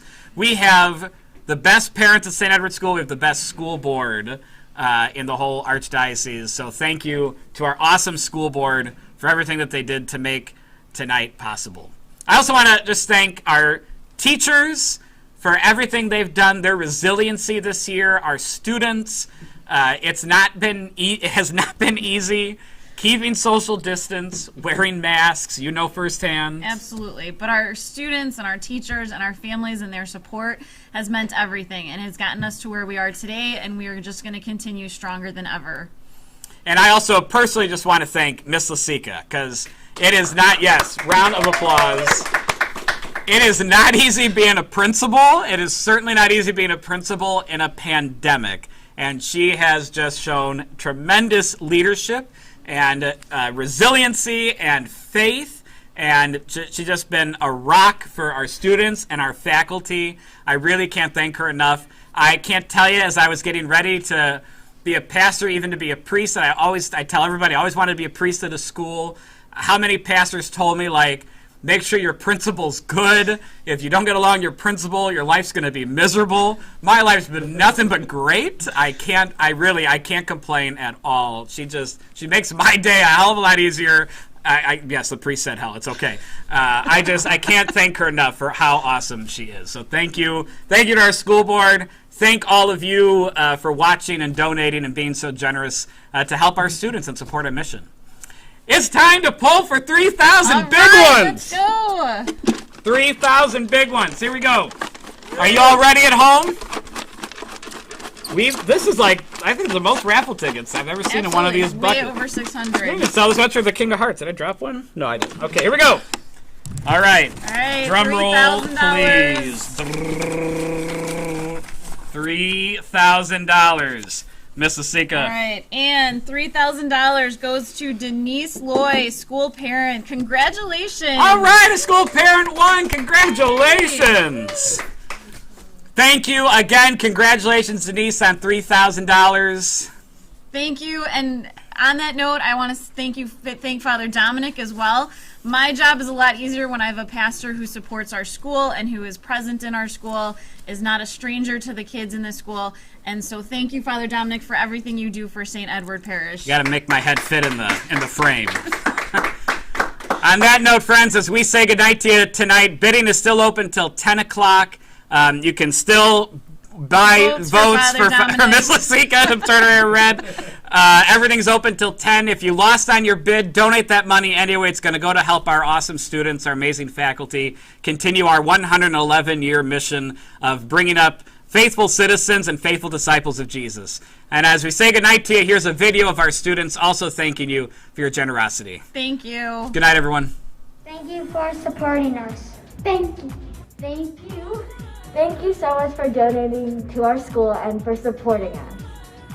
Anyone that reached out and supported us this year, we thank you from the bottom of our hearts.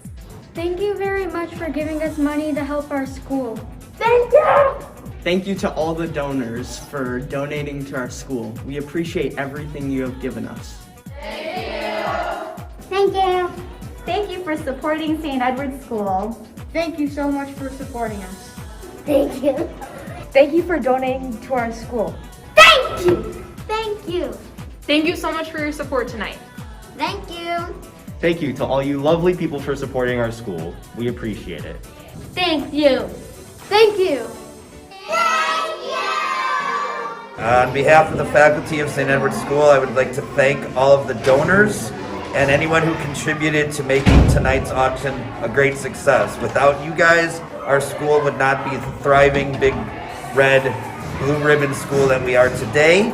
So I would like to thank you again for everything that you have done financially and emotionally, spiritually, just everything to keep our school going and going as strong as it is. Thank you so much. Thank you. Thank you for donating and thank you for all your support at the auction. Thank you for giving us more money to help our school become a better school. Thank you. Thank you.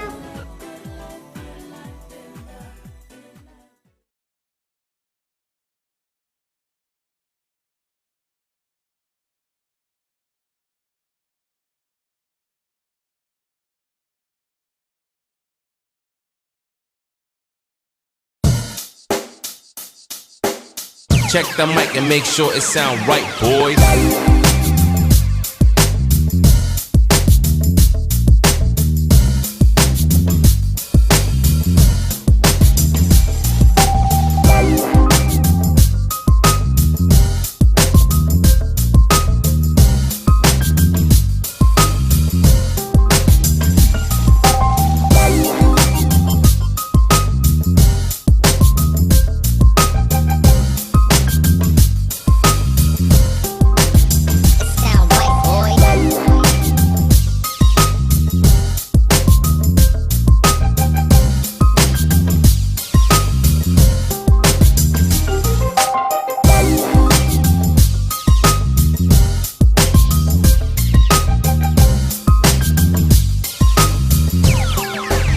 It sound right, boys.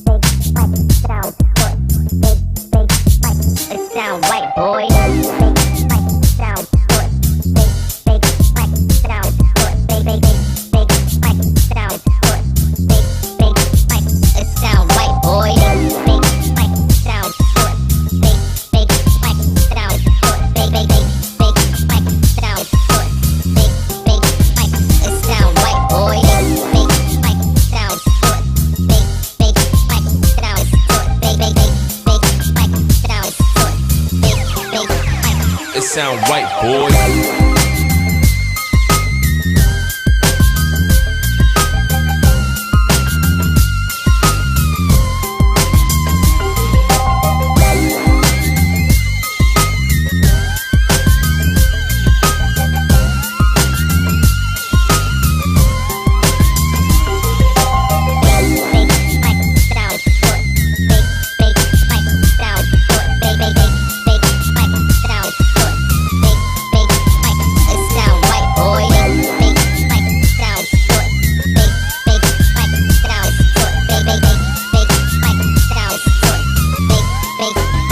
It sound right, boy.